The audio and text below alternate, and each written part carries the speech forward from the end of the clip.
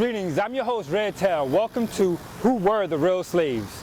Part 2 of a 4-part series entitled An American Deception. We'll see you in a few minutes. Today, a more accurate depiction of the Native Americans of the United States is beginning to unfold.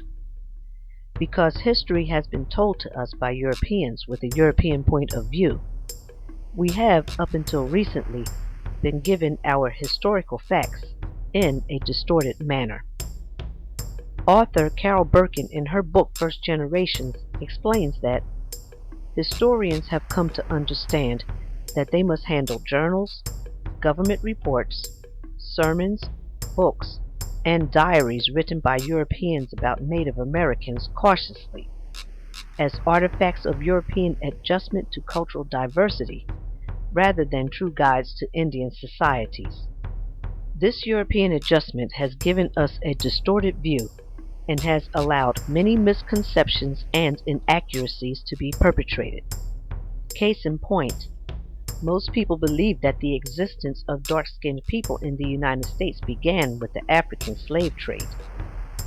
The truth is, as writer Jack Forbes expresses in his book Africans and Native Americans, many, but not all Native Americans were of a dark complexion without African ancestry.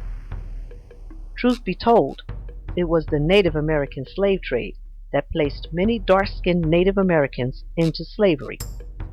And to keep these facts in obscurity, many books evade the subject of the Native American slave trade. William L. Katz, in his book Black Indians, says it eloquently when he states that omission, not distortion, is the far more serious culprit in hiding the story of the Black Indians of the Americas. Although many attribute the demise of many Native people to diseases that they did not have natural immunities to, one must examine forces other than disease, in particular the commercial trade in Indian slaves, to the termination of many southern clans, tribes, and chiefdoms. During exploring expeditions in America, leaders like Hernando de Soto and Ponce de Leon needed a means to reward the services of their soldiers. Since other means of payment were scarce, slavery satisfied this need. Slavery was considered a part of any expedition of discovery and conquest. So, as stated in Indian slavery during colonial times, not to follow such a custom would have been acting contrary to the spirit of the times. We must remember that the tribes that were being enslaved, many from up and down the southeastern coast, were of a dark complexion. In the book Africans and Native Americans, Jack Forbes states, in 1524, the Carolina coast people were said to be of a dark color, not much unlike the Ethiopians. These dark-colored Native Americans were being enslaved and sent by the tens of thousands to the West Indies or retained in the colonies, such as described by Lauber, in 1671, the Cusaux were sent to be sold out of the colony.